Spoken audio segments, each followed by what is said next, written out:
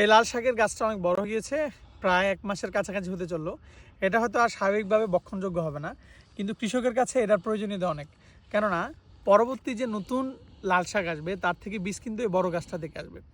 আমাদের পরিবারের সেম যারা অনেক বয়স হয়ে যাচ্ছে তারা কিন্তু আমাদের সূচনা লগ্নে তাদের কারণেই আমরা পৃথিবীতে আসছি। তাই আপনার পরিবারের সদস্যদের দিকে মনোযোগ দিন, যেমনটা এই গাছ আপনার বটবৃক্ষ হিসেবে আপনার কাছে দাঁড়িয়ে থাকবে। এই লাল শাকের এই বড় গাছটি থেকে পরবর্তী অনেকগুলো গাছের বীজ হবে এখান থেকে। লাল শাক থেকে শুরু করে পুঁই শাক, পালং শাক, বাংলাদেশের কৃষিতে অনস্বীকার্য অবদান আমাদের কৃষকদের, যারা রোদে পুড়ে বৃষ্টিতে ভিজে নিরন্তর কাজ করে যাচ্ছে বীজ থেকে বীজান্তর। এই যে আমরা এক একটি শাক পাচ্ছি, এটা কিন্তু বিভিন্ন কৃষকের বৈজ্ঞানিকদের তো একটা গবেষণা আছে, কিন্তু মাঠ পর্যায়ে যে কৃষকরা তাদেরও কিন্তু অবদান অনস্বীকার্য।